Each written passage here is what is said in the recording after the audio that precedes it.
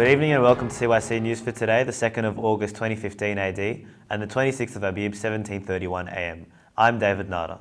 In today's headlines, in Pakistan, 1,000 Christian and Hindu girls suffer abuse and are forced to convert to Islam. The Coptic Church congratulates the new Patriarch of the Armenian Catholic Church.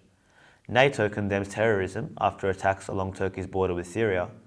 Number on Reunion Island debris corresponds to the Boeing 777 component, and Russia's Vladimir Putin says Sepp Blatter deserves Nobel Prize for his FIFA work.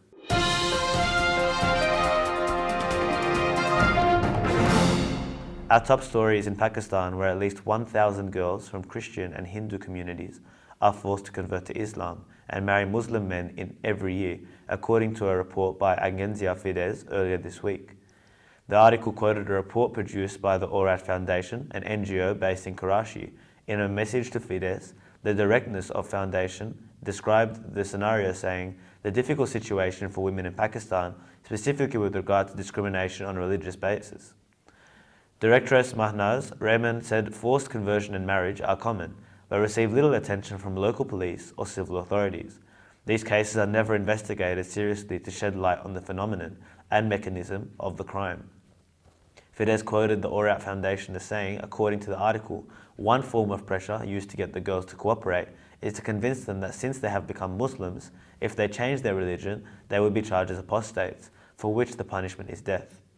The report urges police and civil authorities to take the issue seriously and rescue the girls. The Aurat Foundation also said it has proposed a bill to impede forced conversions. To papacy news, on Saturday 25th of July 2015, His Holiness Pope Patriarch II, Pope of Alexandria and Patriarch of the See of St. Mark, congratulated his Beatitude Patriarch Catholicos Krikor Bedros, the Patriarch of the Armenian Catholic Church, for being elected as the new Patriarch of the Armenian Catholic Church, saying, "On my behalf and on behalf of the Holy Synod of the Coptic Orthodox Church in Egypt and the rest of the St. Mark Episcopate, I'd like to congratulate Patriarch Catholicos Krikor Bedros and your church for being elected as a head and a shepherd of the Armenian Catholic Church, recalling all the goodness of the blessed predecessor Catholicos Patriarch Nurses Bedros. I'm sure that you, His Beatitude Catholicos Krikor Bedros, are going to be a constructive addition to the ecumenical work, and you will support the efforts of the General Church in delivering the message of Christ to the world." And still in papacy news, where the Syriac Orthodox Patriarch of Antioch declares that terrorism in Syria and Iraq poses a great threat to humanity as a whole. "Terrorism in Syria and Iraq is not a threat to Christians only, but to humanity as a whole," said the Syriac Orthodox Patriarch Ignatius Ephraim of Antioch on Tuesday. In a statement issued on July 28th, the Patriarch Ephraim said some people are seeking to ignite sedition in Syria and Iraq amid a fierce global attack led by forces of darkness and aggression, which will lead to the displacement of Christians and reduction of their regional presence. "At risk is the genocide of Christians by enemies of humanity," he said. "We have the right to live peacefully in our land." He added and called on Christians not to leave the land of our forefathers. Patriarch Ephraim stressed that Syria will remain the source of civilization. The Patriarch also condemned the international silence regarding the kidnappings of Syriac Orthodox Archbishop Yohanna Ibrahim of Aleppo and Greek Orthodox Archbishop Bolos Yazigi of Aleppo, and the terrorist practices of the Islamic State and Al-Nusra Front against Christians, particularly in Syria and Iraq. Still in papacy news, events occurring in Levantine lands are blind terrorism that is new to our children, said Greek Orthodox Patriarch Yohanna Yazigi of Antioch and all the East. In a speech in a meeting of the General Assembly of the Archdiocese of New York and the rest of North America, the Patriarch said Friday evening that protection of the Arab Levant can be achieved by strengthening the foundations of peace and stopping the fire of war and putting interests away. "Christians are deep-rooted in this soil of the Levant, and from here I raise my voice to say to the whole world, let us live and do not make Levant an area of conflict." The Patriarch added, Patriarch Yazigi denounced the shameful international silence on the issue of the abduction of the Archbishops Yohanna Ibrahim and Bolos Yazigi, which took place more than 2 years ago by terrorist groups. The meeting included a presentation of a film about the destruction caused by the crimes of terrorism in Syria and the relief work in the Patriarchate. Over to Iraq, where the Iraqi MP has stated that Iraqi Christians attacked by Islamic State gangs. Gangs of the Islamic State are forcing Christian Iraqis in Baghdad to leave their homeland, said the head of the Rafidan parliamentary bloc, Yundan Kana. Kana said in a press remark on Saturday that Islamic State harassment and pressure on Christians has increased Other sources said that Iraqi Shiite militias are also forcing Christians to leave. Migration and displacement of Christians increased after the emergence of Islamic State organizations, Kana added. Since the fall of former Iraqi President Saddam Hussein in 2003, hundreds of thousands of Christians were displaced because of death threats, kidnappings, and extortion. Christians in Baghdad faced a wave of threats to displace them in 2006 and 2007. These threats have been renewed after the terrorist Islamic State took control of Mosul and displaced a large number of Christians. MP Ahmad Yukanna pointed out that a number of abductions of Christians occurred in Baghdad and other Iraqi provinces in recent days. Meanwhile, Shiite militias in Iraq unjustly forced a number of Iraqi Christians to leave several areas in Baghdad. According to the Iraqi Ummah website, the areas of Karada, New Baghdad, Camp Sarah, Dawara witnessed the displacement of 78 Christian families after threats by Shiite militias in control of those areas.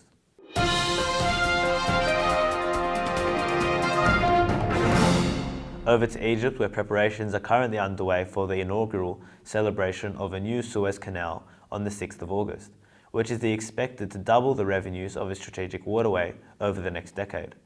The new lane has been constructed, which runs alongside part of the existing canal, allowing reduced transit and waiting times for ships. It took only 1 year to dig the new canal with a cost of some $8.5 billion.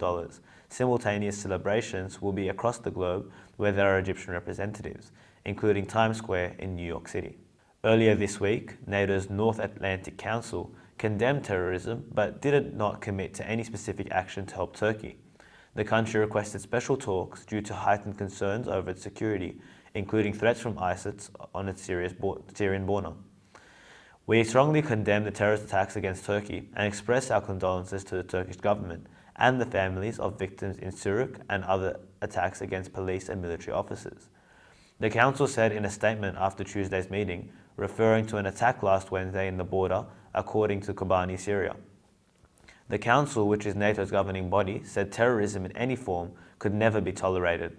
Turkey requested the meeting under Article 4 of NATO's founding treaty, which allows countries to ask for consultations when they believe their territorial integrity, political independence, or security are threatened. It was the fifth time in NATO history that members had met under Article 4. NATO spokeswoman Oana Lengusku told CNN before the meeting began, the North Atlantic Council is made up of the NATO ambassadors of the 28 members of countries. Boeing investigators are confident that debris found on a remote island in the Indian Ocean comes from a 777 aircraft, according to a source close to the investigation. An international team of aviation experts is trying to determine if that airplane part comes from Malaysia Airlines Flight 370, a Boeing 777 that disappeared in March 2014 with 239 people on board.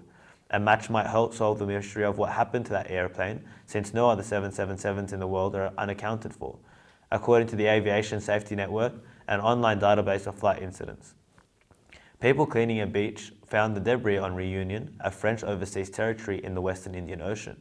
The source said, Boeing investigators feel confident the piece comes from a 777 because of photos that have been analysed and a number that corresponds to a 777 component.